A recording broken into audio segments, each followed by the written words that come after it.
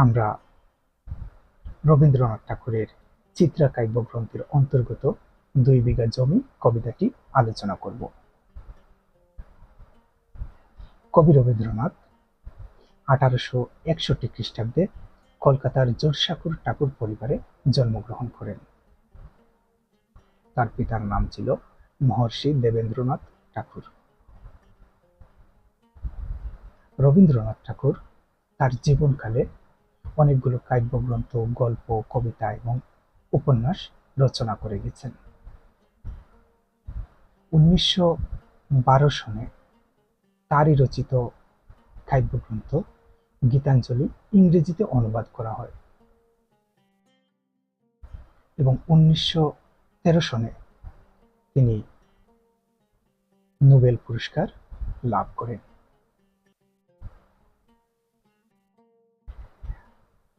আমাদের আলোচ্য ২ বিঘা জমি কবিতাটি রবীন্দ্রনাথ ঠাকুরের একটা কাহিনীমূলক কবিতা।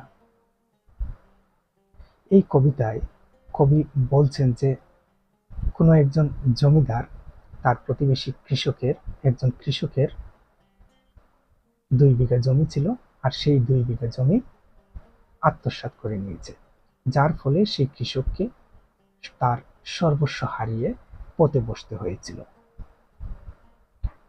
যেমনটা আমাদের সমাজে আমরা দেখতে পাই, কিছু দুষ্ট চরিত্রের উচ্চবিত্তীয় ধনী শ্রেণীর লোক তাদের প্রতিবেশী দরিদ্র শ্রেণীর লোকের উপর অত্যাচার শোষণ করে এবং সেই দরিদ্র শ্রেণীর মানুষের সম্পত্তিগুলো ভোগ দখল করে নিয়ে যেতে চায়। ঠিক এরকমই একটা সমাজ চিত্র আমরা এই কবিতাটির মধ্যে দেখতে পাই।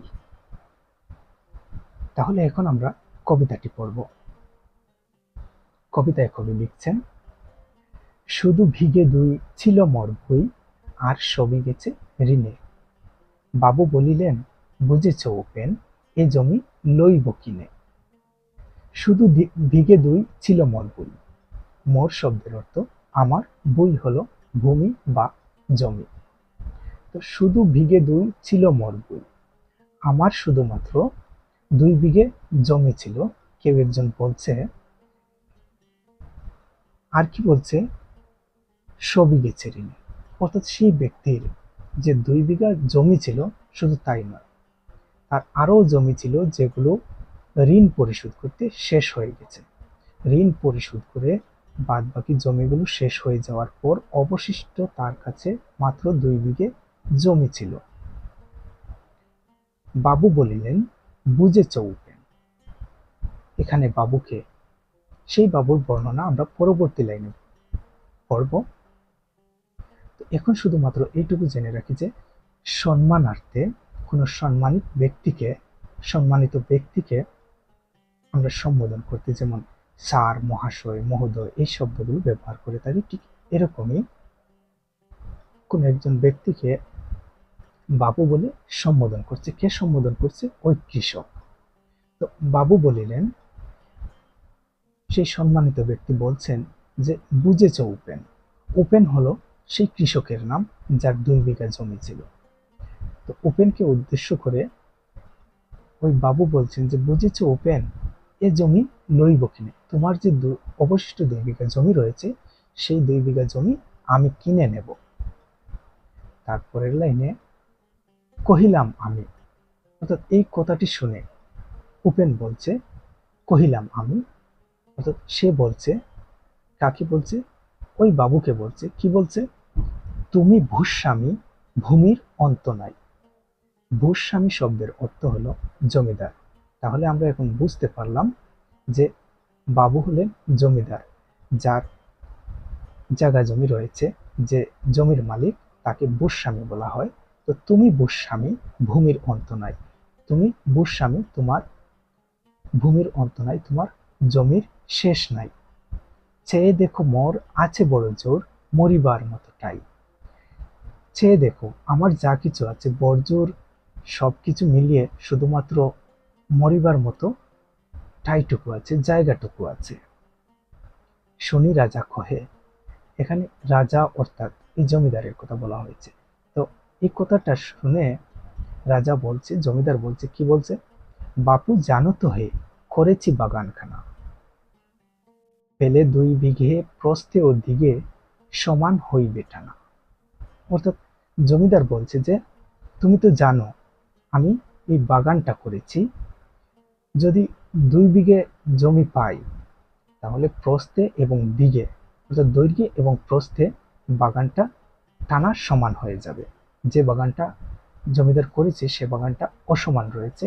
আর ওই উপেন যে তার 2 বিঘা জমি ছিল, সেই 2 বিঘা জমি যদি জমিদার পেয়ে যায় তাহলে তার বাগানটা টানা সমান হয়ে যাবে, সুন্দর হয়ে যাবে। পরের লাইনে ওটা দিতে হবে। জমিদার বলছে যে তোমার এই 2 বিঘা জমিটা দিতে হবে। কেন দিতে হবে? তার এই বাগানটাকে সুন্দর করার জন্য এই 2 বিঘা জমির প্রয়োজন। সুতরাং এই 2 বিঘা জমি কৃষকটা জমিদারকে দিতে হবে। একটু জোর করে জমিদার বলছে আর কি। এই কথাটা শুনে উপেন কি করলো, কহিলাম তবে বক্ষে জড়িয়া পানি, সজল চক্ষে করুণ রক্ষে গরিবের ভিটেখানি।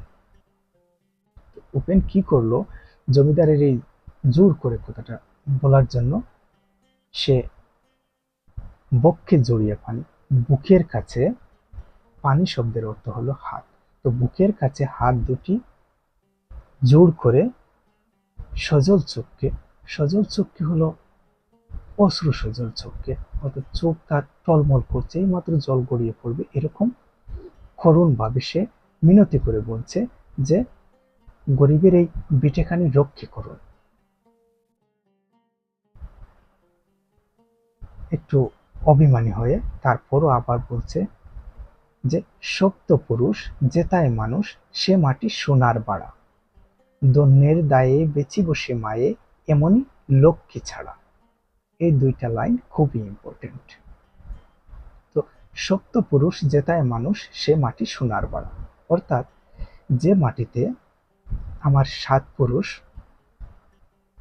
জন্মগ্রহণ করেছে এবং সেই মাটি নাড়াচাড়া করেছে, সেই মাটিতে তারা জীবন অতিবাহিত করেছে, এই মাটি আমার কাছে সোনার চেয়েও দামি, সোনার বাড়ারের মতো, রত্নের থেকেও দামি। দন্যের দায়ে বেচিবে সে মায়ে, এমনই লক্ষ্মী ছাড়া, যে দরিদ্রতার দায়ে এমন কোনো মা নেই যে তার লক্ষ্মীর সন্তানটাকে বিক্রি করবে। তো এখানে এই কথাটা বোঝাতে চাইছে যে একজন কৃষকের কাছে তার কৃষির জমিটা সন্তান তুল্য। তো এমন কোনো মা নেই যে তার দরিদ্রতার দায়ে তার সন্তানকে কারো কাছে বিক্রি করে দেবে। সুতরাং সে বোঝাতে চাইছে যে জমিদার, আপনি আমাকে যে প্রস্তাবটা দিয়েছেন সেই প্রস্তাবে আমি রাজি নই, আমার সন্তান তুল্য এই জমিটুকু আমি বিক্রি করতে চাই না। পরের লাইনে জমিদার কি করছে, আঁকি করি লাল, রাজা কনকাল রহিল মৌনভাবে, কহিলেন শেষে ক্রূর হাসি হেসে, আচ্ছা সে দেখা যাবে। তো কৃষকের কথাটা শুনে জমিদারের একটু রাগ হলো, সে চোখ দুটি তার লাল করে নিল, তার চোখ দুটি লাল হয়ে গেল এবং সে একটু সময় মৌন হয়ে গেল, কোনো কিছু আর বলল না। তারপর কি করলো, একটা নিষ্ঠুর হাসি দিয়ে বলল, আচ্ছা সে দেখা যাবে। অর্থাৎ আচ্ছা সে দেখা যাবে যে বলছে, সে কথাটি দ্বারা এ কথাটাই বোঝাচ্ছে যে তুমি তো আমার কাছে জমিটা বিক্রি করবে না, আমার প্রস্তাবটা নিঃসাৎ করে দিয়েছো, সুতরাং আমি সেটা দেখবো, তুমি বিক্রি করো না, আমাকে এমনি এমনি দিয়ে যাও। একটি ধমকের মতো কথাটা বললো আর কি। তো এটুকু পরে আমরা বুঝলাম যে কোন একজন জমিদার তার প্রতিবেশী একজন কৃষকের 2 বিঘা জমি কিনে নিতে চাইছে তার বাগানের জন্য, বাগানের সৌন্দর্য বৃদ্ধি করার জন্য। তাতে কৃষক সেই জমি বিক্রি করতে অসম্মতি জানালে জমিদার তাকে একটু ধমক দিয়ে বলছে, আচ্ছা সেটা আমি দেখে নেব। তারপর কি ঘটলো, পরে মাস ধেড়ে ভিটে মাটি ছেড়ে বাহির হইল পথে, করিল ডিক্রি সকলি বিক্রি মিথ্যা দেনার ক্ষতে। অর্থাৎ এরপর 1.5 মাস কেটে গেল। 1.5 মাস পর দরিদ্র কৃষক উপেন ভিটে মাটি ছেড়ে সে পথে বাহির হয়ে গেল। কেন বাহির হয়ে গেল? করিল ডিক্রি। ডিক্রি হলো আদালতের চূড়ান্ত নির্দেশনামা বা ফরমান জারি। তো আদালতের একটা ফরমান তার কাছে আসলো, সেটা কি? সকলে বিক্রি। তার যে জমিটুকু রয়েছিল সেটুকু সে বিক্রি করে দিয়েছে মিথ্যা দেনার ক্ষতি। অর্থাৎ তার উপর একটা মিথ্যা অভিযোগ দায়ের করা হয়েছিল। জমিদার দায়ের করেছিল যে মিথ্যা দেনার দায়, অর্থাৎ মিছামিছি একটা অভিযোগ দায়ের করেছে যে উপেন জমিদারের ঋণ পরিশোধ করতে না পারায় তার জমিটুকু সে জমিদারের কাছে বিক্রি করে দিয়েছে। সুতরাং জমিদার এখন আদালতের আইনের মাধ্যমে সেই জমি ভোগ দখল করে নিতে চায়। আর আদালত সেই ডিক্রিটা জমিদারকে দিয়ে দিল, যার ফলে উপেন জমিদারকে তার সমস্ত জমিটুকু দিয়ে সে পথে বাহির হয়ে গেল। যখন জমিদারকে তার এই জমিটুকু দিয়ে দিল, তারপর তো আর তার কাছে কিছু নেই, সে পথে বাহির হয়ে গেল। সে কারণে সে একটু হতাশা বোধ করলো। যে হতাশার কারণে বলছে, এ জগতে হায় সেই বেশি চায় আছে যার ভুরি ভুরি, রাজার হস্ত করে সমস্ত কাঙালের দন চুরি। অর্থাৎ এই জগতে সেই বেশি বেশি করে চায়, যার অনেক আছে, যার ধন সম্পত্তি আছে, সে আরো চায়, আরো চায়। রাজার হস্ত করে সমস্ত কাঙালের ধন চুরি। তো রাজা যে প্রজার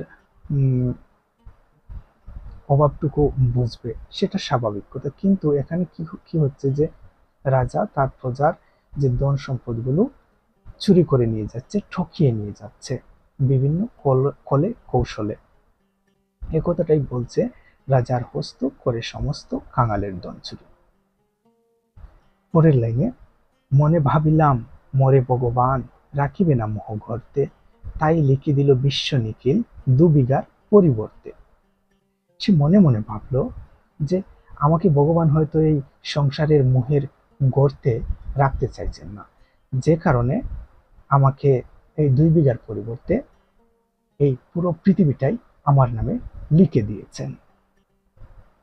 সন্ন্যাসী বেশে ফিরি দেশে দেশে হইয়া সাধুর শিষ্য, কত হেরিলাম মনোহর ধাম কত মনোরম দৃশ্য। তারপর কি করলো, সে সন্ন্যাসী বেশ ধারণ করে পথে পথে ফিরতে লাগলো, ঘুরতে লাগলো একজন সাধুর শিষ্য হয়ে। কোথায় কোথায় ঘুরলো, কত হেরিলাম মনোহর ধাম, সে কত পীঠস্থান ঘুরে বেরিয়েছে, কত মনোরম দৃশ্য, কত সুন্দর প্রাকৃতিক দৃশ্য, মনের মতো প্রাকৃতিক দৃশ্যগুলো দেখেছে।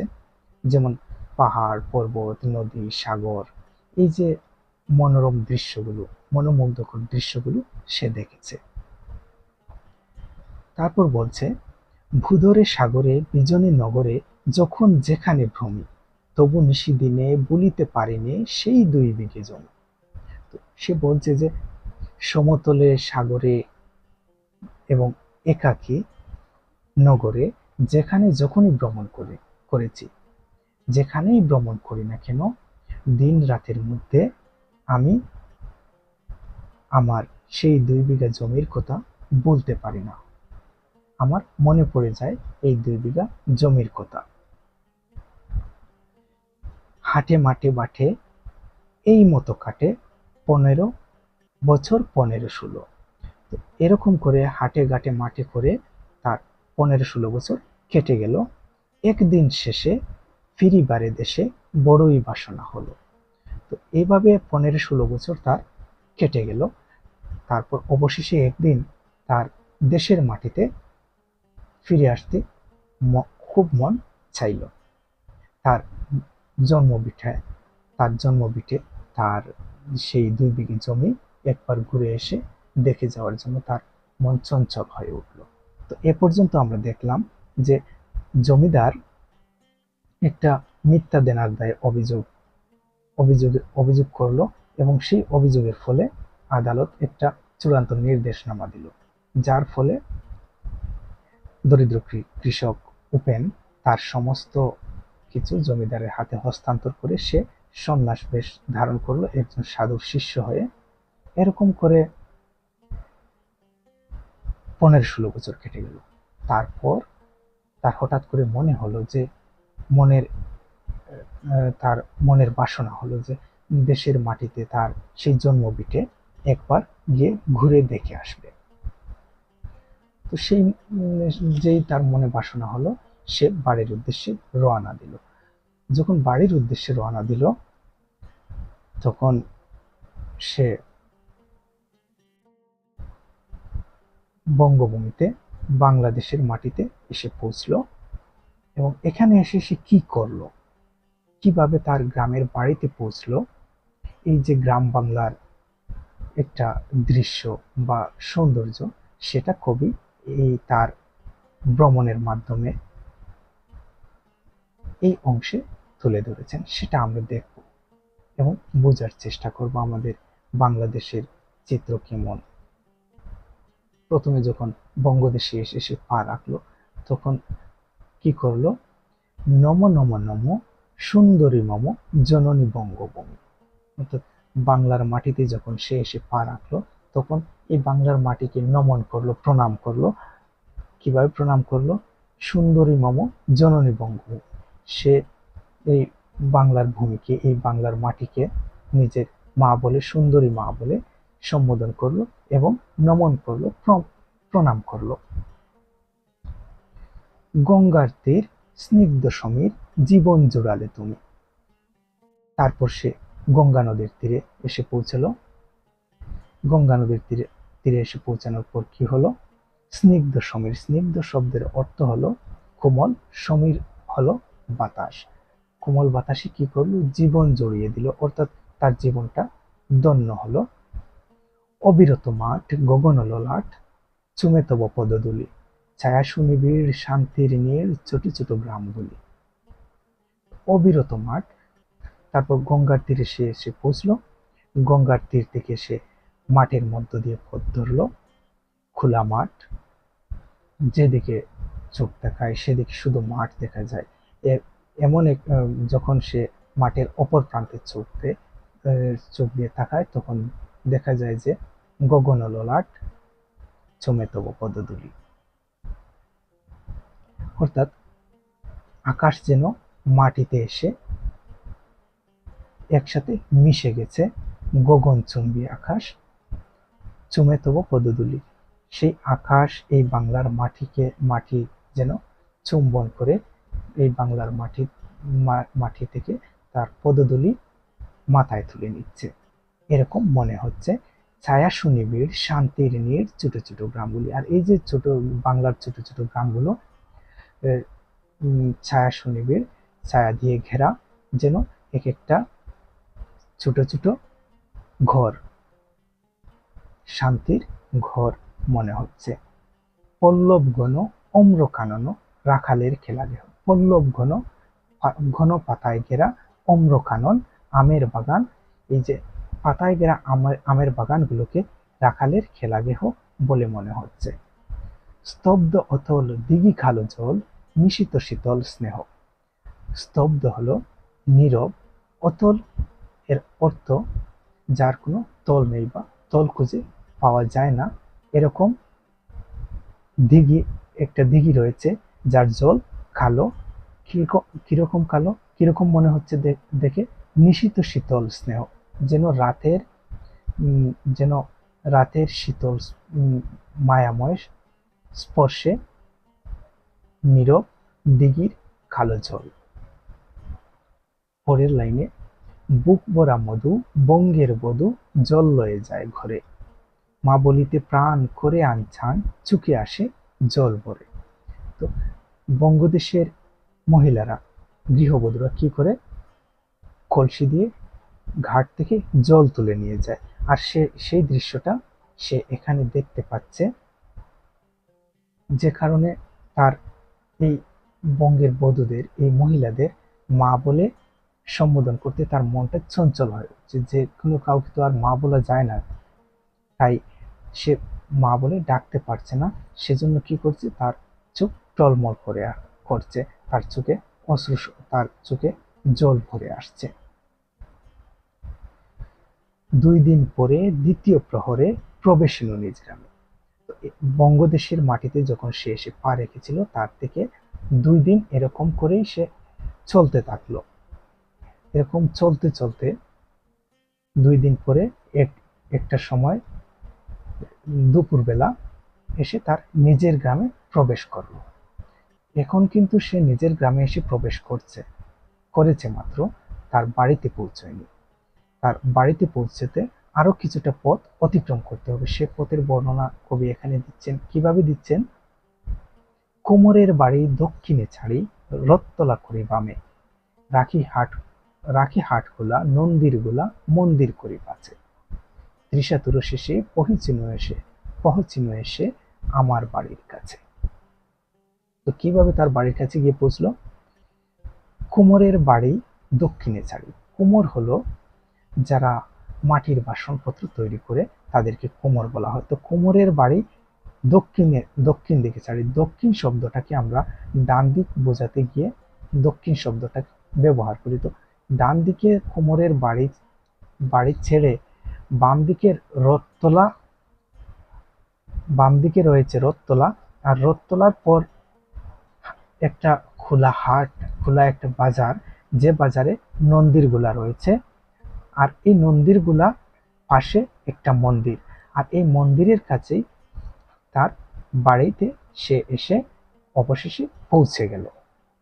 তো এ পর্যন্ত আমরা দেখলাম যে বাংলার একটা গ্রামীণ পরিবেশ, খুব সুন্দর একটা বাংলার গ্রামীণ পরিবেশ। তো সে 2 দিন এই বঙ্গের মাটিতে হাঁটতে হাঁটতে এসে তার অবশেষে তার গ্রামের বাড়িতে পৌঁছল। এখানে গ্রামের বাড়িতে এসে পৌঁছে তার কি হলো, কি দেখলো, বা কি বলছিল, সে মনে মনে কি বলছিল, সেটা আমরা পরবর্তী অংশে পড়তে চলেছি।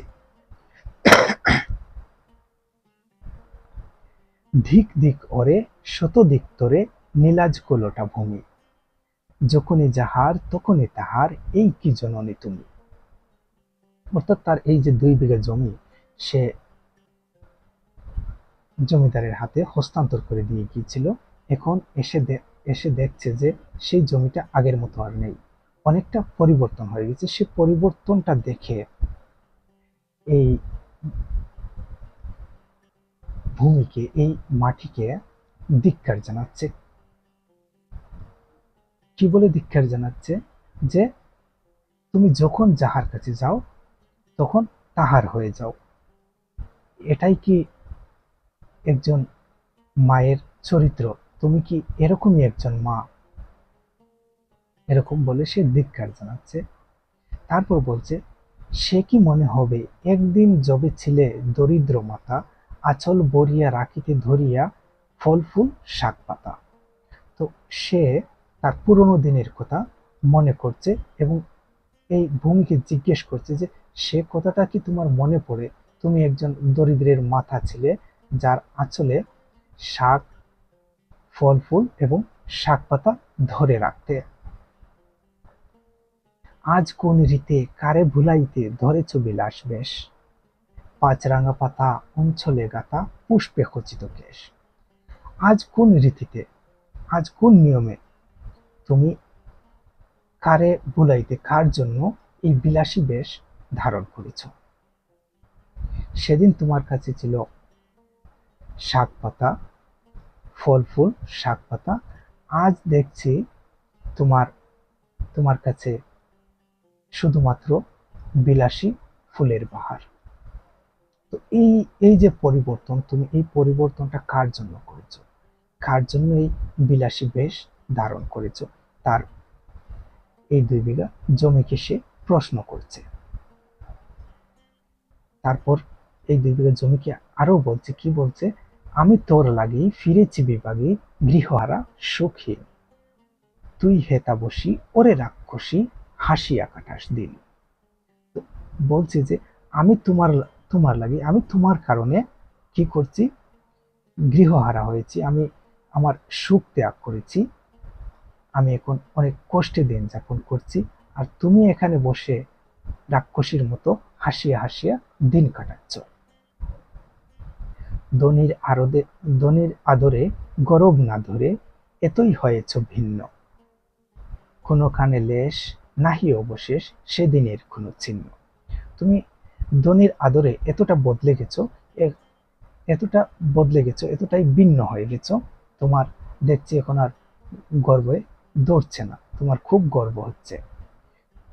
আর সেই যে তুমি দরিদ্র মাতা ছিলে, আজ সেই দরিদ্র মাতার কোনো একটা চিহ্নই নেই। কল্যাণময়ী ছিলে তুমি ওই ক্ষুধাহারা সুধারাশি, যত হাসো আজ, যত করো সাজ, ছিলে দেবী হলে দাসী। তো একদিন তুমি কল্যাণময়ী ছিলে,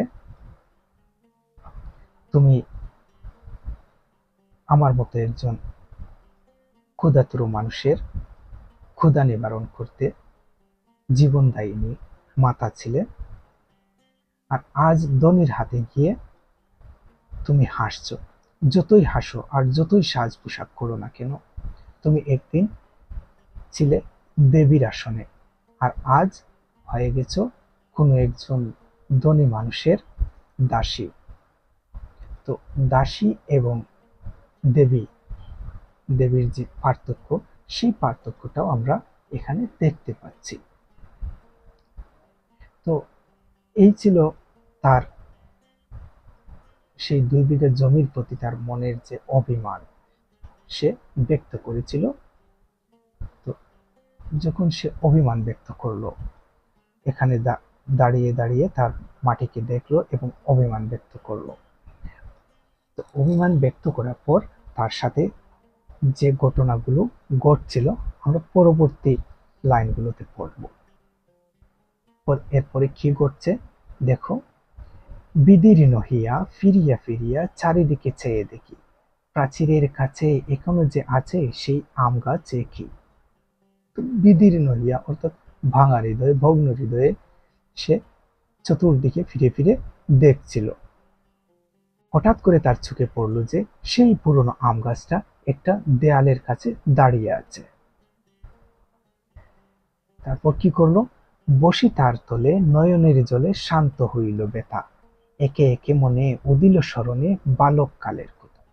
তো সে যে এই আম গাছটা দেখলো, আম গাছটা দেখে সেই আম গাছের নিচে গিয়ে বসলো।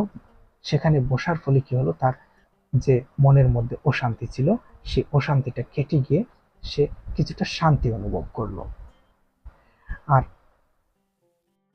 শান্তি অনুভব করলো, আর তার মনে পড়তে লাগলো সেই বালক বেলার কথা, সেই ছোটবেলার কথা। কি কি কথা মনে পড়ছে?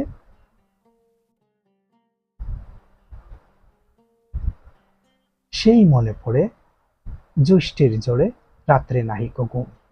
তার মনে পড়ে যে জ্যৈষ্ঠ মাসের রাতে তার চোখে ঘুম আসতো না, তার ঘুম হতো না। কেন হতো না? অতি ভোরে উঠি তাড়াতাড়ি ছুটি, আম কুড়াবার ধুম। খুব ভোরবেলা উঠে আম কুড়াতে হতো, কারণ আম কুড়ানোর ধুম পড়ে যেত, অন্যান্যরা এসে আম কুড়িয়ে নিয়ে যেত, তাই তাড়াতাড়ি ঘুম থেকে উঠে আম কুড়াতে তাকে যেতে হতো, যে কারণে সে রাতে ঘুমাতে পারতো না। সেই সুমধুর স্তব্ধ দুপুর পাঠশালা পলায়ন, ভাবিলাম হায় আর কি কোথায় ফিরে পাবো সে জীবন। তো আর কি মনে পড়ছে? তার মনে পড়ছে যে সেই সুমধুর স্তব্ধ দুপুর, সেই দিনের নীরব দুপুর বেলার কথা, যে দুপুর বেলায় সে পাঠশালা পলায়ন করতো, পাঠশালা থেকে পালিয়ে যেত। ভাবিলাম হায়, সে ভাবছে যে আর কি কোথাও সেই জীবন, সেই বালককালের, সেই ছোটকালের জীবনটা ফিরে পাবো। এরকম করে যখন ভাবছে তখন কি ঘটলো, সহসা বাতাস ফেলি গেল শ্বাস, শাখা দুলাইয়া গাছে, দুটি পাকা ফল লবিল বোতল আমার কোলের কাছে। তো তখন কি হলো, হঠাৎ করে একটা জোর বাতাস আসলো, যেমন কেউ জোর করে শ্বাস ত্যাগ করলো, নিঃশ্বাস ত্যাগ করলো। আর সেই জোর বাতাসের ফলে কি কি হলো, গাছের ডাল নড়ে উঠছিল, নাড়াইয়া দিল, দুলাইয়া দিল। আর গাছের ডালটা দুলানোর ফলে দুইটা পাকা ফল তার কুলের কাছে এসে মাটিতে পড়লো। ভাবিলাম মনে বুঝি এতক্ষণে আমারে চিনিল মাতা। সে মনে মনে ভাবলো যে এই তো এতক্ষণে আমার মা আমাকে চিনতে পেরেছেন। স্নেহের সে দানে বহু সম্মানে বারেক টেকানো মাতা। তো সে ভাবছে যে আমাকে এতক্ষণে আমার মা চিনতে পেরেছে, আমার এই মাটি আমাকে চিনতে পেরেছে, তাই কি করেছে, দুটো ফল আমার কাছে আমাকে দান করেছে। আর সেই দান সে কি করলো, মাথা নত করে সম্মানের সাথে হাতে তুলে নিল। যখনই হাতে তুলে নিল সেই ফল দুটা, তখন হেনকালে হায় যমদূত প্রায় কোথা হতে এলো মালি, জুটি বাঁধা উড়ে সপ্তম সুরে পাড়িতে লাগিল গালি। তো যখন সে এই ফল দুটা হাতে নিল, তখন কোথা থেকে যেন যমদূতের মতো একজন মালি এসে হাজির হলো। মালি হলেন, মালি তাকে বলে যে বাগানে কাজ করে। তো বাগানের মালি হঠাৎ করে যেন যমদূতের মতো তার সামনে এসে দাঁড়ালো। তার সে কেমন ছিল, জুটি বাঁধা, তার চুলের মধ্যে একটা খোপা বাঁধা ছিল বা চুটকি বাঁধা ছিল। উড়ে, অর্থাৎ উড়িষ্যার বাসিন্দা সেই ব্যক্তিটা মালির কাজ করতে জমিদারের বাগানে এসেছে সপ্তম সুরে, উচ্চ সুরে। আমরা জানি সুর সাধনায় 7টা সুরের ব্যবহার হয়। তো 7 সুরের যে শেষ সুরটা, সেই সুরটা উচ্চ সুর। তো সেরকম উচ্চ সুরে কি করলো, গালি পাড়তে লাগলো, গালাগাল করতে লাগলো। গালাগাল শুনে উপেন বলল, কহিলাম তবে। এই মালি মালি যে গালাগাল করছিল সেই গালাগাল শুনে উপেন বলল, কি বলল, আমি তো নীরবে দিয়েছি আমার সব, আমি আমার কিছু নীরবে দিয়ে গেছি। দুটি ফল, দুটি ফল তার করি অধিকার, এত তারিখ কলরব। আমি তো আমার সবকিছু নীরবে জমিদারকে দিয়ে গেছি, আর এখন শুধুমাত্র তার থেকে দুইটা ফল অধিকার করে নিতে, ফল দুটা নিয়ে নিয়ে যেতে তোমাদের এত কলরব, এত চিল্লা চিৎকার, এত চেঁচামেচি। চিনিলাম, চিনিল না মোরে, নিয়ে গেল ধরে কাঁধে তুলে লাঠি, লাঠি গাছ। বাবু চিপ হাতে পারিষদর সাথে ধরিতেছিলেন মাছ।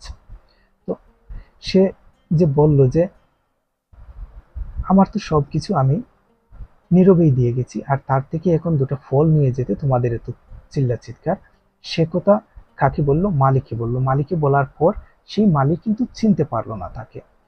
সে কি করলো, ধরে বেঁধে লাঠির ছড়িটা কাঁধে তুলে নিয়ে তাকে, উপেনকে বাবুর কাছে নিয়ে হাজির করলো। আর বাবু কি করছিল, চিপ হাতে নিয়ে, অর্থাৎ বড়শি হাতে নিয়ে পারিষদদের সাথে, তার সাঙ্গবাঙ্গদের সাথে মাছ ধরিতেছিল। শুনি বিবরণ ক্রুদে তিনি ক্ষণ, মারিয়া করিব খুন। তো এই যে ঘটনাটা, আম কুড়ানোর, আম কুড়িয়ে যে পেয়েছিল, আম তার কুলের কাছে নিয়েছিল, সেই আম তুলে নেওয়ার ঘটনাটা মালি জমিদারকে বলল। আর জমিদার সেই কথাটা, সেই বিবরণটা শুনে কি বলল, যে তোকে মেরেই ফেলবো, তোকে মেরেই খুন করে ফেলবো। বাবু যত বলে পারিষদ দলে বলে তার শতগুণ। আর এই জমিদার যতটা না উপেনকে বলে, তার থেকে আরো বেশি বেশি করে, শতগুণ বেশি করে পারিষদ দল বলে। অর্থাৎ জমিদার যদি একটি কথা বলে, 10টি কথা শুনিয়ে দেয় সেই তার সাঙ্গপাঙ্গরা, সেই পারিষদ দলের সাঙ্গপাঙ্গরা আরো 10 গুণ করে বলে দেয়। আমি কহিলাম, অর্থাৎ উপেন বলল, শুধু দুটি আম ভিক মাগি মহাশয়। তো এই গালাগাল পরিষদ বর্গের এবং জমিদারের গালাগাল শুনে উপেন জমিদারের কাছে এই আম দুটি ভিক্ষা চাইল। বাবু কহে হেসে, অর্থাৎ জমিদার তার এই ভিক্ষা চাওয়াটা দেখে সে কি করলো, হেসে বলছে, কি বলছে, বেটা সাধু বেশে পাকা চুর অতিশয়। সাধুর বেশ ধারণ করে তুমি তো একটা পাকা চোর। আমি শুনে হাসি। অর্থাৎ জমিদারের মুখে উপেনকে যে চোর সম্বোধন করা হয়েছে, আর এই কথাটা শুনে তার হাসি পেল, উপেনের হাসি পেল, আঁখি জলে ভাসি, মনের মধ্যে তার দুঃখ এলো, তার চোখে জল জল গড়িয়ে আসলো, জল বেরিয়ে আসলো, গড়িয়ে পড়ছে। এই ছিল মর ঘটে। আর মনের দুঃখে বলছে যে এইটাই ছিল আমার কপালে। কোনটা ছিল তার কপালে? তুমি মহারাজ সাধু হলে আজ। অর্থাৎ এই যে জমিদার তার কাছ থেকে এই জমিটাই জোর করে মিথ্যা দেনার অভিযোগ দায়ের করে যে জমিটুকু কেড়ে নিয়েছিল, সেই কেড়ে নিয়ে তুমি আজ সাধু হয়ে গেছো। তুমি আমার জমিটা চুরি করে নিয়ে তুমি সাধু হয়ে গেছো, তুমি সাধু হয়ে গেছো। আর আমি আজ চোর বটে, আর আমি আজ তোমার কাছে চোর হয়ে গেছি। তো এই ছিল আমাদের 2 বিঘে জমি কবিতা। পরবর্তীতে আবারও কোনো একটা ক্লাসে আমাদের দেখা হবে। শুভকামনা রইল।